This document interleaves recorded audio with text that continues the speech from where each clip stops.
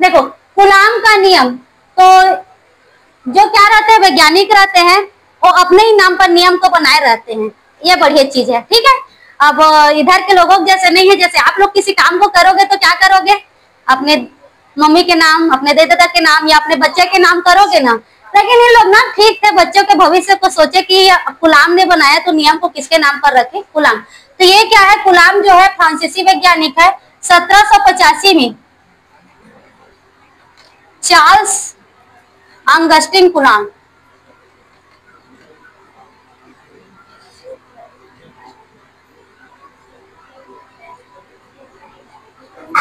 ठीक है। गुलाम का पूरा नाम क्या है, चार्ल्स अंगस्टिन गुलाम। कब बनाया, 1785 में। सबको दिख रहा है, डिस्टर्ब नहीं हो रहा। तो 1785 में चार्ल्स अंगस्टिन गुलाम ने गुलाम का नियम को बनाया। तो ये गुलाम का नियम क्या है कि दो बिंदु आवेश, यहाँ पर देखो दो बिंदु आवेश, एक Q1 है और एक क्या है Q2। बिंदु आवेश, तो बिंदु किसे कहते हैं, बिंदु की परिभाषा बताओ। जिसकी न लंबाई न चौड़ाई न मोटाई, और क्या होती है, बिंदु होती है। अब इसमें बात किसकी हो रही है, बिंदु आवेश की, ठीक है। किसकी बात हो रही है, बिंदु आवेश। तो बिंदु आवेश क्या होती है, Q1 और Q2 दो आवेश है, जिसकी बीच की दूरी क्या है, R है। दोनों के बीच की दूरी क्या है, R। और Q1 और Q2 कैसा आवेश है, बिंदु आवेश। तो बिंदु आवेश का मतलब क्या होता है, बिंदु का मतलब होता है जिसकी ना तो लंबाई होती है, ना तो चौड़ाई होती है, ना मोटाई। ये ऐसे लगा दिए तो क्या है, बिंदु है। पूरा गणित में हम लोग बिंदु रेखा सब चीज पढ़ते हैं, ठीक है। इसीलिए लड़कियों का नाम रख देते हैं, बात अलग है। तो ये Q1 और Q2 क्या है, दो बिंदु आवेश है। बिंदु आवेश का मतलब होता है कि दोनों आवेशों की बीच की दूरी की तुलना में इनके आवेश के आकार को नगण्य मान लिया जाता है, ठीक है। बिंदु आवेश, बिंदु आवेश का मतलब क्या है, आवेशों के बीच की दूरी की तुलना में आवेशों के आकार को नगण्य मान लिया जाता है, ठीक है। आवेश का आकार को क्या मान लेंगे, नगण्य। नगण्य का मतलब होता है जीरो, ठीक। किनकी दूरी की तुलना में, दोनों के बीच की, मतलब इंपॉर्टेंस किसको दिया गया, उनकी दूरी को, उनके आकार को कोई वैल्यू नहीं दिया गया, ठीक। तो यहाँ पर यूज किसका किए हैं, बिंदु आवेश का, ठीक है। किसका, बिंदु आवेश। तो बिंदु आवेश का मतलब क्या हुआ, आवेशों के बीच की दूरी की तुलना में, आवेशों के बीच की दूरी की तुलना में आवेशों के आकार को नगण्य मान लिया गया। समझ में आया,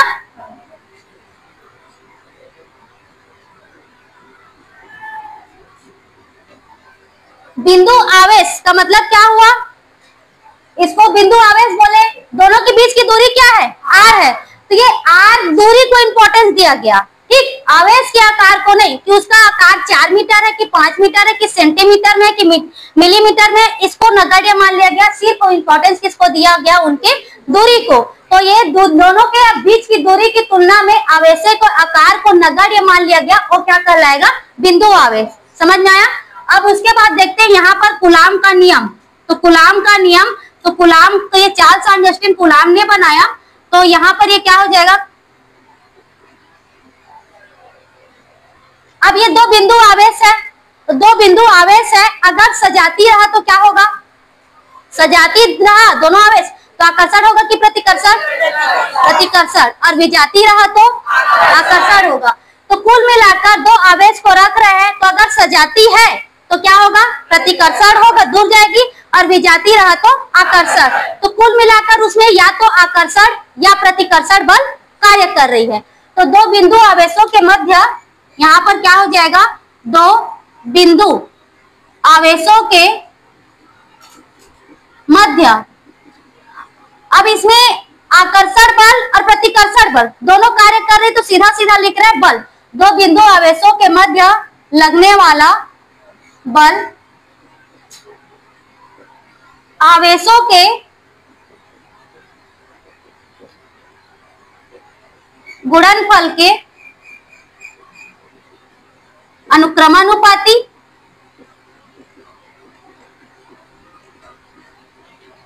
तथा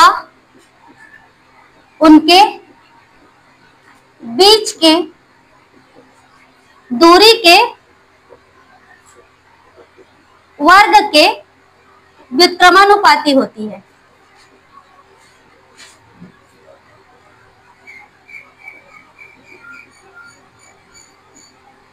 चलो इधर ध्यान दो, दो बिंदु आवेशों के मध्य लगने वाला बल, तो दो बिंदु आवेश कौन कौन से है हमारे पास? Q1 और Q2। दोनों के बीच की दूरी क्या है? R है। दो बिंदु आवेशों के मध्य लगने वाला बल, बल को किससे प्रदर्शित करते हैं? F से। ठीक है, तो दो बिंदु आवेशों के मध्य लगने वाला बल क्या हो गया? F। आवेशों के गुणनफल के अनुक्रमानुपाती, तो आवेश कौन कौन से हैं? Q1 Q2, तो अनुक्रमानुपाती, ये क्या हो गया? अनुक्रमानुपाती। और गुणा है तो क्या कर दिए? यहाँ पर गुणा कर दिए, तो F अनुक्रमानुपाती Q1 इंटू क्या हो गया? Q2। देखो फिजिक्स में आपको परिभाषा पता है तो फार्मूला बना सकते हो और फार्मूला से परिभाषा बना सकते हो। ठीक है, रट्टा मारने वाली कोई भी चीज नहीं है ना, मैं हमेशा बोल रही हूँ कि रट्टा मत मारना, समझ कर ही लिखना। तो ये F अनुक्रमानुपाती Q1 Q2 हो गया, ये इक्वेशन फर्स्ट हो गया। अब उसके बाद देखो आवेशों के गुणनफल के अनुक्रमानुपाती, ये हो गया, तथा उनके बीच के दूरी के वर्ग के व्युत्क्रमानुपाती होती है। तो ये F की ही बात हो रही है। व्युत्क्रम का मतलब क्या होता है? उल्टा। व्युत्क्रम का मतलब क्या होता है? उल्टा। अनुक्रमानुपाती में सीधा संबंध और व्युत्क्रमानुपाती में क्या होता है? उल्टा संबंध। ये चिन्ह है लेकिन उसको क्या लिखते हैं? बटे में। उनके बीच की दूरी, दूरी क्या है? और यहाँ पर वर्ग बोल दिए तो क्या करेंगे? स्क्वायर। तो ये क्या हो जाएगा? 1 में R स्क्वायर। तो ये इक्वेशन क्या हो गया? सेकेंड। समझ में आया? दो बिंदु आवेश कौन कौन से हैं? Q1 और Q2, उनके गुणनफल के अनुक्रमानुपाती, तो F अनुक्रमानुपाती क्या हो गया? Q1 इंटू Q2, समीकरण पहला हो गया। उसके बाद बोल रहा है कि उनके बीच की दूरी की दूरी के वर्ग, तो उनके बीच की दूरी क्या है? R है। वर्ग करेंगे तो क्या हो गया? R square. तो बीच की दूरी के वर्ग के व्युत्क्रमानुपाती होती है। तो व्युत्क्रम का मतलब क्या होता है? उल्टा। तो कहाँ जाएगा? नीचे में। समझ में आ गया? अब देखो समीकरण पहला और दूसरा से, समीकरण पहला तथा दूसरा से, पहला और दूसरा से देखो F अनुक्रमानुपाती Q1 इंटू Q2 है, F व्युत्क्रमानुपाती 1 में R स्क्वायर है। दोनों में क्या चीज सेम है? F है, तो हम लोग इसको एक साथ लिख सकते हैं। F अनुक्रमानुपाती Q1 इंटू Q2 में क्या हो गया? R square. ठीक है, F यहाँ पर अनुक्रमानुपाती Q1 इंटू Q2 में क्या हो गया? R square. अब इसमें क्या करेंगे? अनुक्रमानुपाती को हटाएंगे हम लोग। ठीक है, अनुक्रमानुपाती को क्या करेंगे? हटाएंगे। अब इक्वल का चिन्ह लगाएंगे इसको हटाकर, तो सीधा सीधा इक्वल का चिन्ह नहीं लगा सकते, वहां पर क्या लगाना पड़ता है? नियतांक लगाना पड़ता है। तो नियतांक, तो यहाँ पर ये हो जाएगा F इक्वल में K Q1 इंटू Q2 में क्या हो गया? R square. ठीक, K क्या है? नियतांक। सभी में एक नियतांक लगता है, कांस्टेंट रहता है जिसका एक नियत क्या होता है? मान। नियतांक या स्थिरांक या कांस्टेंट, उसका एक क्या होता है? सभी का एक नियत मान होता है। तो यहाँ पर क्या लगा दिए? K। अब यहाँ K का होता है K इज इक्वल टू 1 में 4 पाई एप्सिलॉन 0। ठीक है, 1 में 4 पाई एप्सिलॉन 0। कई एप्सिलॉन नॉट बोलते हैं, कई मतलब एप्सिलॉन नॉट भी यही है और मैं एप्सिलॉन 0 बोलती हूँ। ठीक है, तो 1 में 4 पाई एप्सिलॉन 0। ठीक, ये क्या है? एप्सिलॉन 0। यहाँ पर ये एप्सिलॉन 0 है निर्वात की विद्युतशीलता, निर्वात की विद्युतशीलता। ठीक है, निर्वात मतलब क्या होता है? जहाँ पर वायु भी ना हो, कोई माध्यम ही ना हो, वो क्या है? निर्वात है। मतलब वहां पर कोई माध्यम नहीं रहता। ठीक है, तो क्या तो वायु तक भी ना हो तो क्या कहलाएगा? निर्वात कहलाएगा। तो यहाँ पर एप्सिलॉन 0 क्या हो गया? निर्वात की विद्युतशीलता। ठीक, अब इसमें हम लोग यहाँ पर K का, इसको इक्वेशन थर्ड लिख दिए। अब समीकरण तीसरा में किसका मान रखेंगे? K का। समीकरण तीसरा में K का मान रखने पर, तो K का मान रखेंगे तो क्या हो जाएगा? F इक्वल 1 में 4 pi epsilon 0 Q1 into Q2 में क्या हो गया? R square. ठीक, ये किसका आ गया? यहाँ पर इसका मान आ गया कूलॉम के नियम से, किसका मान आ गया? F का। और F क्या है? कौन सा बल है? आकर्षण और प्रतिकर्षण दोनों हो सकता है ना। सजातीय ध्रुव है तो सजातीय आवेश है तो प्रतिकर्षण, और विजातीय है तो क्या हो जाएगा आकर्षण। समझ में आ गया। अब यहीं पर एक और मान होता है, यहाँ पर 1/4 पाई एप्सिलॉन 0 इक्वल होता है 9 इंटू 10 की पावर में 9। ठीक है, और क्या मान होता है 9 इंटू 10 की पावर में 9। तो यहाँ पर F इक्वल में हम लोग इसके मान को रखेंगे तो क्या लिख सकते हैं 9 इंटू 10 की पावर में 9 Q1 इंटू Q2 अपान में R स्क्वायर। ये हो गया, इसका एक और मात्रक हो गया, और मतलब मान आ गया। बल का मात्रक क्या होता है, बल का मात्रक न्यूटन। एसआई पद्धति, सीजीएस पद्धति में डाइन। ठीक है, सीजीएस पद्धति में क्या होता है डाइन। समझ में आ गया। अब यहाँ पर के परावैद्युतांक माध्यम है, अभी इसको भी आगे पढ़ेंगे। ठीक है, अभी यहाँ पर इतना ही, इसके आगे हम पढ़ना है। के एक नियतांक रखे हैं, उसको बोलते हैं परावैद्युत नियतांक, अभी पढ़ेंगे। देखो रिपीट कर रही हूँ, क्या का नियम पढ़ रहे हैं, कूलाम का नियम। 1785 में ये फ्रांसीसी वैज्ञानिक थे जिन्होंने बनाया, इनका पूरा नाम क्या है, चार्ल्स ऑगस्टिन कूलाम। ठीक, अब ये क्या है, ये बनाए, दो आवेश लिए Q1 और Q2। कैसे आवेश को लिए, कैसे आवेश को लिए, बिंदु आवेश को। बिंदु आवेश का मतलब क्या होता है, दोनों आवेशों के बीच की दूरी क्या है r है। तो ये आवेशों की बीच की दूरी की तुलना में आवेशों के आकार को क्या मान लिया जाता है, नगाड़िया। मतलब इम्पोर्टेंस सिर्फ किसको दिया गया, दूरी को, उसके आकार को क्या मान लिया गया, नगाड़िया। इनका गुणनफल बोले, इनके बीच की दूरी को लिए, आवेश का आकार को कहीं पर वर्णन नहीं करेंगे, क्योंकि आवेश को हम लोग हमेशा बिंदु आवेश ही मानकर पढ़ेंगे। ठीक है, तो बिंदु आवेश का मतलब क्या हो जाएगा, उनके बीच की दूरी की तुलना में, दोनों आवेशों के बीच की दूरी की तुलना में आकार को क्या मान लेंगे, नगाड़िया मान लेंगे। समझ में आ गया। अब उसके बाद कूलाम का नियम क्या है, दो बिंदु आवेशों के मध्य लगने वाले बल। ठीक, तो बल में क्या हो सकता है आपका, आकर्षण बल भी और प्रतिकर्षण बल भी। आवेशों के गुणनफल के अनुक्रमानुपाती तथा उनके बीच की दूरी के वर्ग के व्युत्क्रमानुपाती। बल को किससे प्रदर्शित किए, F से। F अनुक्रमानुपाती, आवेशों का क्या है, गुणनफल, तो क्या हो जाएगा Q1 into Q2। Equation first हो गया। उसके बाद F व्युत्क्रमानुपाती, उनकी बीच की दूरी क्या है R, और उसका वर्ग करेंगे तो क्या हो जाएगा R स्क्वायर। और व्युत्क्रम का मतलब क्या होता है, उल्टा, वो कहाँ जाएगा, नीचे में, तो 1/R स्क्वायर। समीकरण पहला और दूसरा से दोनों में F ही है, तो एक साथ लिखेंगे तो F अनुक्रमानुपाती Q1 इंटू Q2 अपान में क्या हो गया R स्क्वायर। अब इसमें क्या करेंगे, अनुक्रमानुपाती को हटाएंगे तो इक्वल का चिन्ह लगाएंगे। तो डायरेक्ट इक्वल का चिन्ह नहीं लगा सकते, वहां पर एक क्या लगाना पड़ता है, नियतांक। इस नियतांक का एक निश्चित क्या होता है, मान होता है। तो K यहाँ पर लगा दिए। अब इस K का मान क्या होता है, 1/4 पाई एप्सिलॉन 0। एक K जो है परावैद्युत माध्यम है, अभी आगे हम पढ़ेंगे उसको। अब एप्सिलॉन 0 क्या है, निर्वात की विद्युतशीलता। ठीक है, तो ये समीकरण तीसरा में इसमें मान को रख दिए, तो इसका मान क्या आ गया, 1/4 pi epsilon 0 Q1 into Q2 अपान में R स्क्वायर। और एक और मान क्या होता है, 1/4 पाई एप्सिलॉन 0 का 9 इंटू 10 की पावर 9। अब इस मान को उसमें रख देंगे तो इक्वल में एक और क्या आ गया, 9 इंटू 10 की पावर 9 Q1 इंटू Q2 अपान में R स्क्वायर। कूलाम का नियम लिखने के लिए आ गया, तो इतना लिखोगे सबको। ठीक, समझ में आ गया। अगला टॉपिक है एकांक आवेश। तो एकांक आवेश में क्या होगा, चलो इधर ध्यान दो। एकांक आवेश, अब इसका हम लोगों को परिभाषा बनाना है। ठीक है, F का यहाँ पर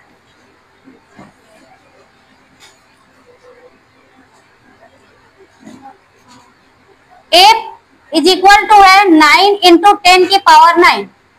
ये इतना न्यूटन बल लग रहा है। ठीक है, 9 इंटू 10 की पावर 9, इतना दो आवेशों के बीच में।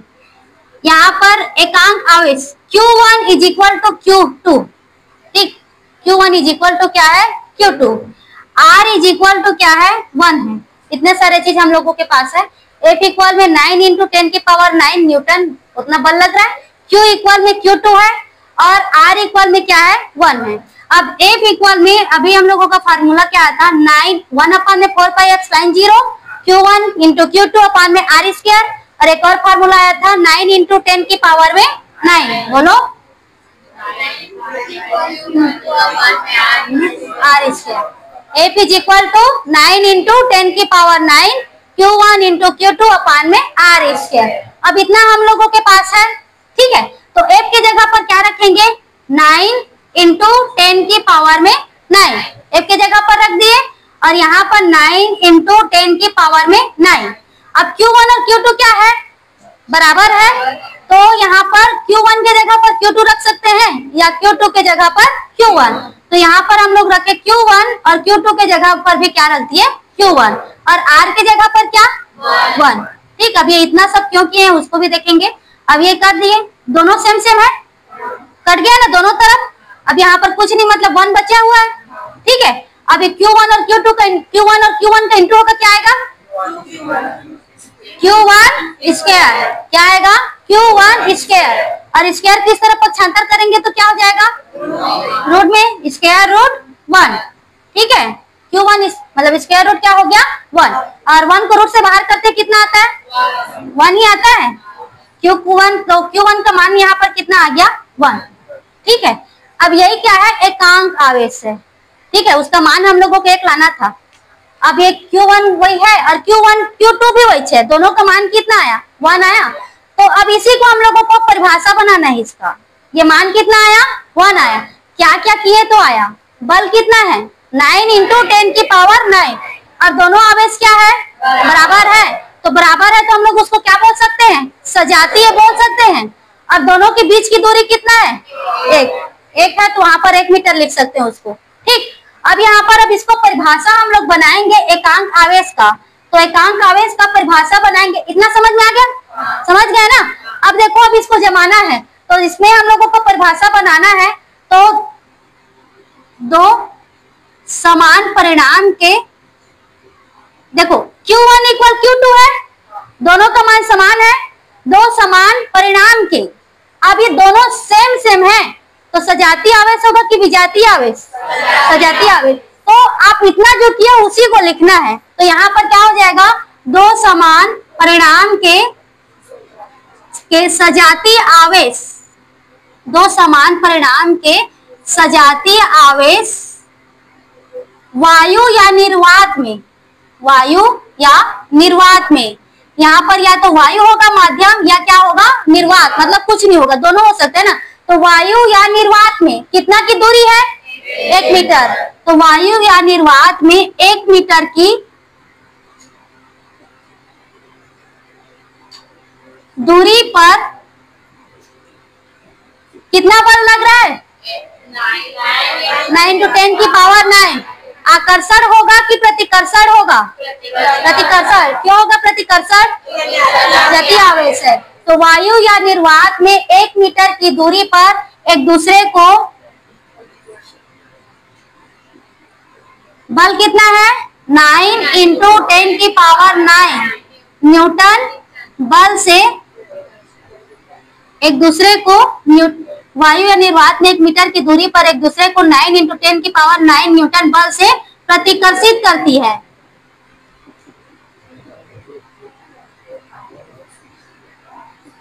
तो इस आवेश को क्या कहेंगे, एकांक आवेश।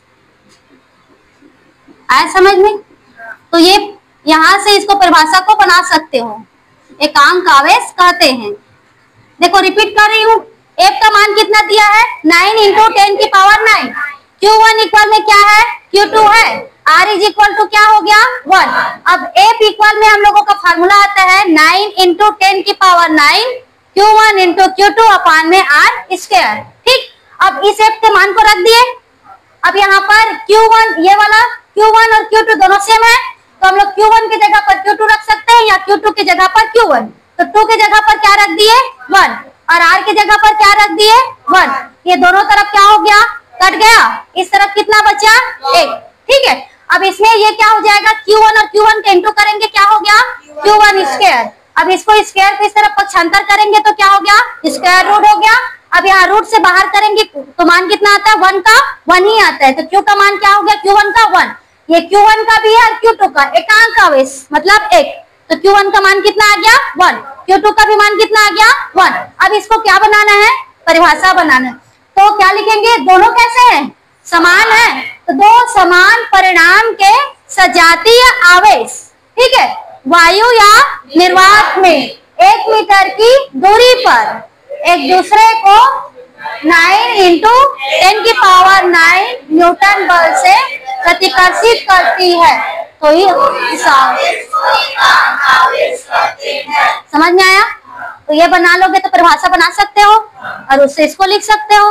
ठीक, तो फिजिक्स में आपको फार्मूला से परिभाषा और परिभाषा से फार्मूला दोनों बनना चाहिए। ठीक है, ये नहीं कि उसको रट कर छापो, लेकिन अपने भाषा में होना चाहिए। ठीक, उतना बन जाना चाहिए। आया समझ में? थोड़ा सा और देखो, उसके बाद ये करना। इधर देखो, अब यहाँ पर इसको देखो, सीजीएस यहाँ पर ये और इसमें होता है, मतलब देखो न्यूमेरिकल क्वेश्चन आएंगे एग्जाम में। ठीक है, तो न्यूमेरिकल क्वेश्चन में ऐसा रहता है, अब कहीं पर ये दिया रहता है 1 मिली कूलाम, यहाँ पर 1 माइक्रो कूलाम, मिली तो ये स्मॉल एम से, और ये कूलाम का क्या हो जाएगा कैपिटल सी, और इसका ये क्या हो गया म्यू, किसको दर्शाएगा माइक्रो से। अब यहाँ पर देखो मिली माइक्रो ये नहीं लिखा रहेगा, ये चिन्ह लिखा रहता है, चिन्ह को दर्शाया जाता है। तो ये क्या है मिली कूलाम है, और ये क्या होता है माइक्रो कूलाम। लेकिन हमेशा सॉल्यूशन करोगे इसको कूलाम में चेंज करके ही। तो इसका होता है मिली कूलाम का 10 की पावर -3 कूलाम, क्या हो जाएगा 10 की पावर -3 कूलाम, और माइक्रो कूलाम का हो जाएगा 10 की पावर -6 कूलाम। ठीक है, इसका क्या हो जाएगा 10 की पावर -6 कूलाम। अब यहाँ पर एक और होता है सीजीएस पद्धति में मात्रा किसका, कूलाम का सीजीएस पद्धति में, कूलाम का सीजीएस पद्धति में।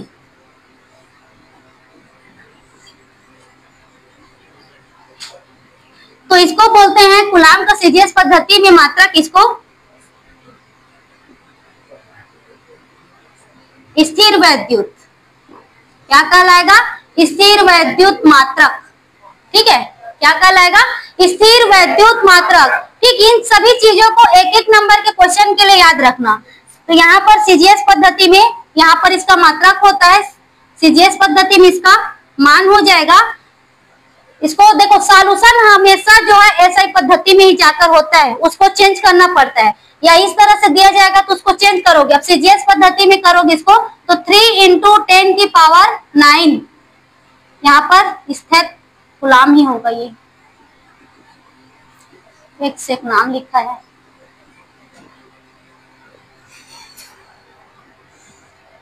ठीक है, स्थिर वैद्युत मिलाकर ये स्थिर कूलाम। ठीक है, यहाँ पर ये कूलाम लिखोगे तो भी इतना चल जाएगा, इसको नहीं लिखोगे तो भी। तो 3 इंटू 10 की पावर में 9 क्या हो जाएगा स्थिर कूलाम। मतलब देखो ये सीजीएस पद्धति में इसको क्या बोलते हैं स्थिर वैद्युत।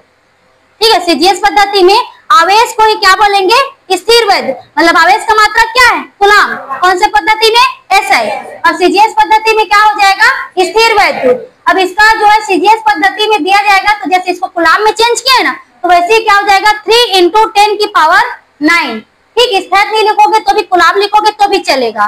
ठीक, तो यहाँ पर क्वेश्चन में ये इस मिली कूलाम नहीं लिखा रहेगा, MC यहाँ पर म्यू सी ऐसे लिखा रहेगा ना, तो उसको सीधा आप लोग इसमें नहीं सॉल्यूशन होता, हमेशा वो एसआई पद्धति में ही जाकर होता है। तो इसका मिली का क्या हो जाएगा 10 की पावर -3 कूलाम, और माइक्रो का क्या हो जाएगा 10 की पावर -6 कूलाम। इन सभी को याद रखना, मिली का मतलब वहां -3 में ही जाएगा, और माइक्रो का मतलब -6 में ही जाएगा, नैनो का मतलब -9 होता है। ठीक है, अब यहाँ पर कूलाम का सीजीएस पद्धति में तो उसका क्या होता है स्थिर वैद्युत।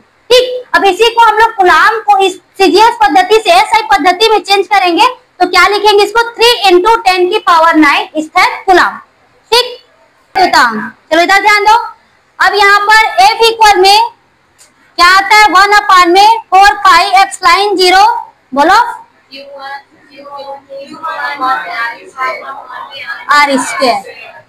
ठीक है, इसको मैं लिख लेती हूँ F1। अब यहाँ पर क्या लिखी हूँ मैं 1/4 पाई एप्सिलॉन 0 नहीं है। ठीक है, तो ये क्या है एप्सिलॉन जो है माध्यम की विद्युतशीलता, माध्यम की विद्युतशीलता, और एप्सिलॉन 0 क्या है निर्वात की विद्युत। 0 मतलब बताता है वहां पर क्या है निर्वात है।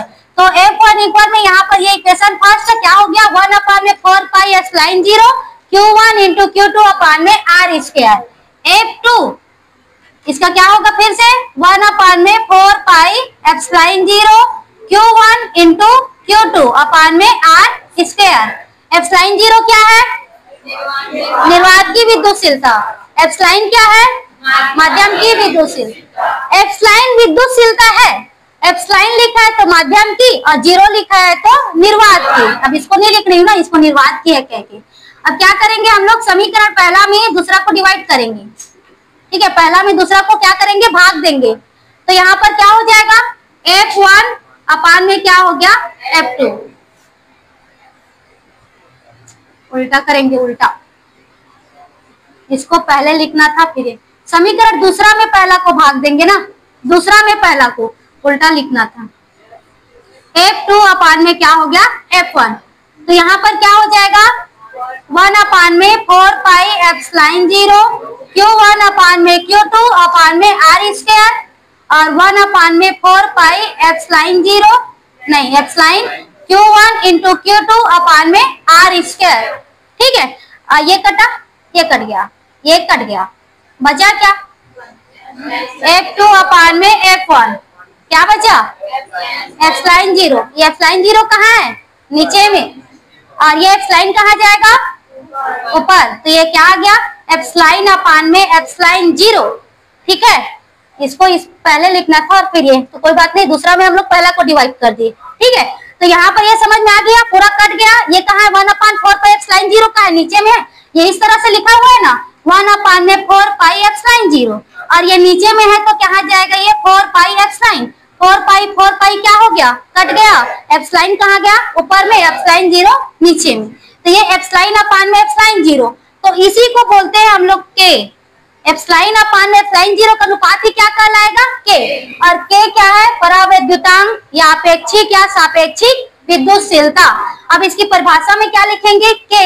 ये क्या है हम लोगों का, एप्सिलॉन अपान में एप्सिलॉन 0। एप्सिलॉन क्या चीज है, निर्वात विद्युत या माध्यम की विद्युतशीलता, और एप्सिलॉन 0 क्या है, निर्वात की विद्युतशीलता, और बटे को क्या बोलते हैं, अनुपात। तो माध्यम की विद्युतशीलता और निर्वात की विद्युतशीलता के अनुपात को आपेक्षिक या सापेक्षिक विद्युतशीलता या परावैद्युतांक कहते हैं। तो कितना होशियार हो गए आप लोग, परिभाषा बोल लेते हो। चलो बोलो, माध्यम की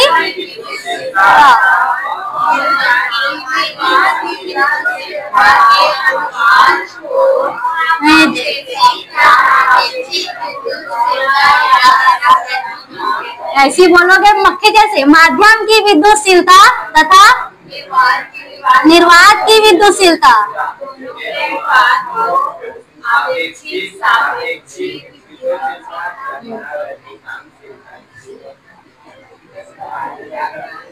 आगे समझ में, मैं सिर्फ एक लाइन लिख देती हूँ ना, इसको परावैद्युतांक कहते हैं। ठीक है, परावैद्युतांक को किसे प्रदर्शित किए, कैसे, समझ में आ गया। ठीक है, तो यहाँ पर माध्यम की विद्युतशीलता और ये निर्वात की विद्युतशीलता है। याद रखना कि माध्यम वाला ऊपर में रहे, निर्वात वाला कहाँ रहे, नीचे में रहे। अब इसको इक्वेशन को आप लोग कैसे पीछे मान लो, चाहे फर्स्ट को इसमें रख लो या सेकंड को उसमें,